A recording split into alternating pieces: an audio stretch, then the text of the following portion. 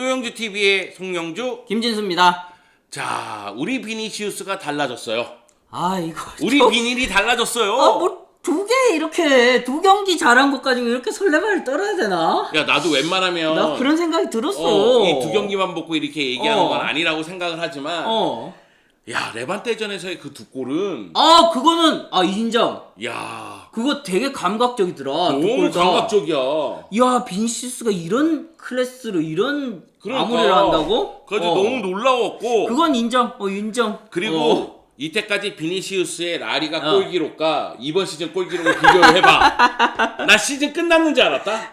벌써 끝났다. 비니시우스 휴가 가도 되겠는데? 그러니까 꽉꽉 채웠어 벌써. 야. 그렇기 진짜? 때문에 비니시우스가 설마 지금 그걸 입 밖으로 내려고 하나? 아니, 그게 아니라 한 시즌 두 자릿수 골 이런 거? 그럼 왜 그러냐면 한번 생각해봐. 두 경기에서 3골인데 남은 경기가 36경기야. 근데 그 중에서 뭐 징계라든가 부상이라든가 이런 거 빼더라도 한 25경기 나올 거 아니냐. 아니 근데 이런 얘기 하시는 분들 있더라고요. 1라운드 한 골, 2라운드는 두 골이니까 3라운드 3골, 4라운드 4골 이렇게 가는. 메시도 그렇게 못했어. 그렇기 때문에 오랜만에 이 비니시우스에 대해서 얘기를 해야 되는데 사실 그동안 우리가 비니시우스 얘기할 때마다 야, 결정력 헬이다. 진짜 드리블 정말 최고다. 1대1 돌파 최고다. 근데 박스만 가면 왜 그렇게 되냐. 세모발이다 막 이런 얘기 했죠. 하지만 오늘은 칭찬이 난무한다는 것, 우리답지 않게 비니시우스를 극찬한다는 것. 일단 우리라고 욕지 마요. 나는 생각해볼게. 얘기하면서 생각 좀 해볼게. 우리가 주간골에서도 얘기했지만 지금 득점 순위가 묘해요. 왜 그러냐면 어색하다니까 득점 테이블이. 에릭 라멜라, 앙헬 코레아, 비니시우스 이런 선수들이 지금 두 경기 연속골을 넣으면서 계속해서 득점포를 가동하고 있는 모습인데 이거 잘 생각해봐요. 한 1, 2년 전으로 돌아가면은 다 욕먹던 애들이야. 물론 이제 에릭 라멜라는 내가 잘할 거라고 예상을 했고 잘하고 있어서 기분이 좋긴 합니다만 앙헬 코레아 같은 경우에는 우리가 한번 다뤄봐야 돼요. 왜냐면 지난 앙헬 시즌에 코레아가 터졌지. 지난 시즌에 중요한 순간마다 진짜 영양가 높은 골 넣었고 우승이 주역이에요. 네. 그리고 최근 5경기에서 5골입니다. 좋아. 지난 시즌 포함해서. 이 정도면 앙헬 코레아가 지금 에이스고 해결사라고 얘기해도 과언은 아니야. 펠릭스가 지금 자리를 못 잡는 게 뭐 물론 개인적인 문제도 있지만은 코레아가 잘해주고 있기 때문에 그런 것도 있어요. 그런데 이제 비니시우스를 다루는 건 가장 충격적인 잘함입니다. 충격적인. 맞아. 저런 걸 한다고 비니시우스가. 이런 이렇게 거지. 놀라울 수가 이런 상황이니까. 맞아. 일단 이제 비니시우스가 올 시즌 2경기 출전했는데 2경기 모두 교체 출전이었습니다. 알라베스전에서도 비니시우스는 66분에 아자르 대신 들어갔고요. 그래서 종료 직전에 쐐기골 92분에 헤더골을 기록하면서 골을 기록하는 모습을 보여줬고, 그리고 레반테전에서는 이 비니시우스가 59분에 아자르 대신 들어가서 두 골을 몰아넣는 힘을 보여줬습니다. 그래서 올 시즌 2경기 출전했지만은 2경기 교체 출전, 그리고 총 55분 활약. 55분 동안 3골 넣었는데 헤딩, 왼발, 오른발. 그 얘기죠. 그리고 슈팅 4회인데 유슈팅 4회, 그 중에서 3골. 야, 뭐야 이거. 네. 초반은 진짜 좋다. 출발은. 패스 성공률이 그렇게 뛰어난 편은 아니지만 공격수가 83.3%라면 좋죠. 나쁘다고 얘기할 수는 없고 70% 후반대만 돼도 굉장히 뭐 괜찮은 편이라고 얘기는 하는데 지금 출발은 좋아요. 그리고 경기당 드리블이 1.5회인데 출전 시간을 생각했을 때는 드리블 횟수도 나쁘지 않은 편이고, 그런 측면에서 봤을 때 비니시우스는 올 시즌 좀 달라진 건 아니야? 이런 생각이 좀 들더라고요. 특히 저는 사실 알라베스전에서 헤더골 넣었을 때도 놀랐어요. 비니시우스가 그렇지. 헤더골을, 그러니까 낙하 지점을 정확하게 파악하고 원터치로 해결한다는 얘기잖아요. 그래서 놀랐는데 레반테전에서 레반테전의 골 정말 놀라웠습니다. 드리블 돌파하면서 나는 그 생각했어요. 저기서 또 슈팅 타이밍 잘못 잡는구나. 왜냐면은 비니시우스가 주발이 오른발이에요. 그래서 오른발로 툭툭 치고 들어가는 거 보면서 또 오른발로 슈팅해서 골키퍼에게 막히겠구나 싶을 때 예상치 못한 타이밍에 왼발로 처리했단 말이에요. 이게 그동안의 비니시우스의 피니시하고는 타이밍이나 감각이나 이런 것들이 조금 달랐다는 측면에서는 좀 새롭게 받아들여졌어요. 거기다가 두 번째 골 같은 경우에는 이제 오른발로 처리했는데 포스트 맞고 들어갔죠. 이거는 각도나 뭐 이런 걸로 봤을 이거는 때는 진짜 클래스. 야, 비니시우스가 이런 클래스야? 피니시 네. 때 이런 클래스를 보여준다고? 이런 생각이 들었어요, 정말. 그러니까 비니시우스가 나이가 많지 않습니다. 2000년생인데 서서히 발전하고 있는 것도 맞아요. 왜 그러냐면은 2018년 7월에 4천만 유로 정도의 이적료로 플라멩고에서 레알 마드리드로 이적한 다음에 2018-19 시즌에 라리가의 데뷔전을 치르고 그리고 18경기를 소화를 했는데 2골 넣었거든요. 그런데 이때는 요 시즌만 놓고 봤을 때 공식 경기에서는 4골 9개 도움으로 도움이 좀 많은 시즌이었어요. 그러다 보니까 야 득점은 좀 부족하지만 어린 선수이기 때문에 야 환상적인 드리블, 스피드, 거기다 도움 능력 야 이 정도면은 더 성장할 수 있어. 기대해볼 만하다. 네. 그런데 그 다음 시즌 2019-20 시즌에 라리가 29경기 출전했는데 3골 1개의 도움 그리고 공식 경기에서 5골 3개의 도움 아니 득점력이 상승을 했어. 한 골 늘어났거든. 4골에서 5골. 그렇게 의미를 줘야 되나? 아니 시즌 전체적으로 봤을 때는 그래. 4골에서 5골로 늘어났는데 라리가에서는 3골에 멈춰 있으니까 얘 고질병 아니야? 그러니까 공격 포인트도 10개밖에 안 돼? 이런 그런 얘기가 느낌이지. 나오기 시작했죠. 그리고 지난 시즌에는 출전 횟수가 더 많이 늘었어요. 그럼에도 라리가에서 3골 3개의 도움 그리고 공식 경기 49경기 출전해서 6골 4개의 도움 물론 한 골도 더 넣으면서 또 득점력이 향상된 거 아니야? 이렇게 생각하시는 분이 거의 없죠. 왜냐면은 너무나 결정적인 기회를 놓치는 장면이 많았으니까. 근데 얘기하는 거 보니까 그럼 올 시즌에 7골 아니야 그냥? 그러니까 공식 4골 경기에서- 남았네 이제 큰일 났다. 이 기록대로 따지면 공식 경기에서는 7골이고 라리가에서는 앞으로 골을 못 넣어. 왜냐면 지금까지 비니시우스 라리가 최다골 기록이 한 시즌에 3골이에요. 그러네. 그런데 올 시즌이 2라운드 만에 3골이란 말이야. 그럼 4골 어디서 넣어? 뭐 코파랑 챔스에서 넣어야 되나? 그러니까. 큰일 났네. 그런데 제가 생각하기엔 그거예요. 올 시즌은 너무나 시작부터가 좋고 좋아. 그리고 약간 부담감을 떨쳐낸 듯한 느낌도 들어요. 왜냐면은 그동안은 선발 출전하면서 득점 기회를 놓치고 그러다 보니까 또 위축되고 그러다 보니까 볼을 또 끄는 그러다 보니 이게 악순환이 계속 반복이 되는 듯한 그렇죠. 느낌이 있었거든요. 예. 그런데 아자르가 선발로 뛰면서 아자르가 관리를 해줘야 되니까 빠졌을 때 상대는 지치잖아요. 아자루가 약간 더미 같은 그런 역할 하는 거 아니야 지금? 아니 저는 레알 마드리드 안첼로티가 구사하는 공격 전술 자체는 굉장히 강력하다고 생각을 합니다. 왜 그러냐면 벤제마가 왼쪽으로 많이 빠져준 거예요. 왜냐면 아자르에게 프리로를 주면서 아자르가 중앙으로 들어오는 경우가 있으니 벤제마가 왼쪽으로 빠져주고 그때 베일이 문전으로 가는 네. 그렇기 때문에 베일의 득점력도 올 시즌은 나름대로 기대해 볼 만하다 이런 생각이 들었고 네. 베일이 오른쪽으로 가면 루카스 바스케스가 올라오든 카르발이 올라오든 네. 아니면 발베르데가 메잘라로 기용됐을 때 돌아서 올라오고요. 그렇죠. 네. 그러면서 공격 숫자가 계속해서 늘어나는 양상이 있고 여기다가 알라바가 상당히 잘해주고 있잖아요. 공격 쪽에서도.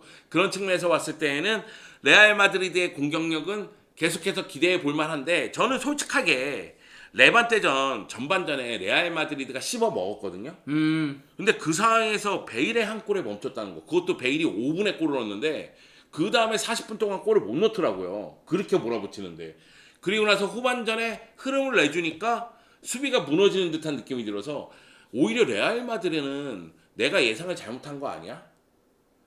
나는 밀리탄과 나초가 지난 시즌부터 뛰었기 때문에 호흡이 좋을 거라. 올 시즌에도 수비 쪽에서는 안정감을 유지하겠는데 벤제마에 대한 득점 의존도가 여전히 있으니 중요한 경기에서는 골을 못 넣는 경우가 생기지 않을까 이런 생각을 했었는데 아니 이거 오히려 수비 쪽에 문제가 있고 공격은 터지고 있고 안첼로티가 공수 밸런스를 맞춘다는 것이 오히려 공격 쪽에 무게중심을 그렇죠. 좀 네. 둔 거 아닌가.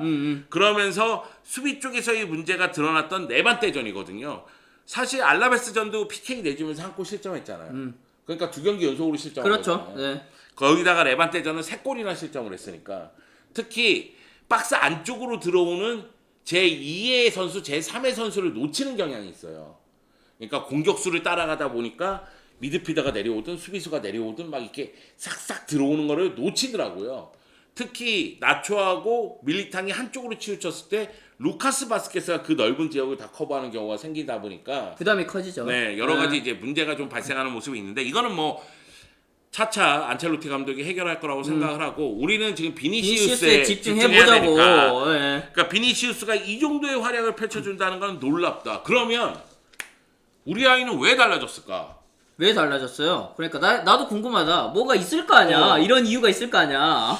아, 내가 보기에는 상담을 받았나. 뭔가 있지 않을까 이런 네. 생각이 드는데 일단 비니시우스 얘기를 들으면 프리시즌에 결정력을 높이기 위한 집중 훈련에 집중을 했다고 하더라고요. 그럼 그동안 그걸 안 했어? 안 했나 봐. 프리시즌 동안 득점력을 높이기 위해서 집중력 높이기 위해서 슈팅 연습이라든가 이런 연습을 굉장히 많이 했대요. 그래가지고 그 결과 시즌 초반에 골이 잘 터지는 것 같다 이런 식으로 얘기했고 다른 측면으로 봤을 때 플레이 자체가 좀 간결해졌다.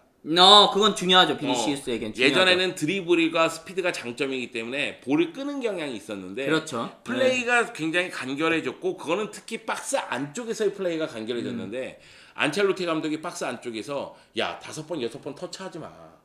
그냥 원터치로 슈팅해. 이런 지시를 했다고 하더라고요. 그러다 보니까 비니시우스가 박스 안쪽에서 터치 수를 좀 자제하는 그러다 보니까 간결한 플레이가 되고 있다. 이런 얘기가 이제 나오고 있고 여기다가 후반전에 주로 교체 출전하면서 슈퍼서브 역할을 지금 2경기에서 했는데 아까 전에 얘기한 공격 전술 레알 마드리드는 벤제마, 베일, 아자르라는 정말 명성이 자자한 공격수들이 수비를 흔들어 놓고 있거든요. 그렇죠. 근데 이 선수들이 골을 못 넣는다 할지라도 수비를 흔들어 놓고 수비를 괴롭혀 놨기 때문에 비니시우스가 들어갔을 때는 비니시우스의 장점인 스피드 이것을 최대한 이용할 수가 있다는 거죠. 그러다 보니까 이 후반전에 교체 출전해서 골을 많이 넣고 있는 건 아니냐. 3골입니다. 3골 넣고 있는 거 아니냐. 뭐 이런 얘기가 있습니다. 그러면 많은 분들이 이제 궁금한 게 그거잖아요. 야 비니시우스가 올 시즌에 몇 골이나 넣을까? 몇 골 넣을 것 같습니까? 왜 너한테 물어보냐? 나는 7골.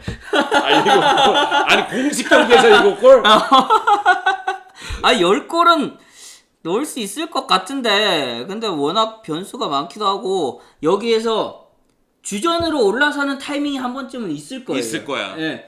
그때 만약 이 기세를 이어갈 수 있느냐라고 친다면은 뭐 한 15골까지도 가능할 것 같은데 이거 비니시우스가 그동안 해온 것들이랑은 너무 달라가지고 좀 가늠하기가 힘든 건 있어요. 저는 10골을 목표로 해야 된다고 생각해요. 일단 10골부터 넘고 그 다음에 생각하는 게 만약에 만약에 올 시즌에 비니시우스가 10골을 넣는다? 그럼 저는 그 다음 시즌은 그 수치가 훨씬 더 높아질 거라고 생각합니다. 뭐 20골 뭐 혹은 그 이상까지 네. 그러니까 기대치가 비니시우스가 높아질 수 있겠죠. 올 시즌은 득점에 눈을 뜨는 시즌이지 파괴력을 마구잡이로 발휘하는 시즌은 아니라고 생각하거든요. 그동안 우리가 비니시우스 얼마나 욕했습니까? 쟤는 패스하면 안 돼. 쟤는 결정적인 찬스를 날려먹는 애야.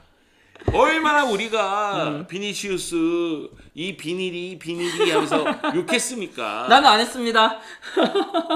나는 빼겠어. 나는 격려했어요. 우쭈쭈 더 잘할 수 있어 이렇게 격려했습니다. 어찌됐든 이번 시즌에는 10골도 리그에서 10골 리그 기준 10골을 넘길 필요가 있다라고 봐요. 저는 올 시즌에 물론 이제 20골, 30골 넣으면 좋죠. 좋지. 땡큐베리 감사합니다. 그런데 이제 10골 이상은 넣어야 된다 이 얘기를 드리고 싶고 올 시즌을 어떻게 보면 비니시우스의 터닝 포인트? 득점에 눈을 뜨는?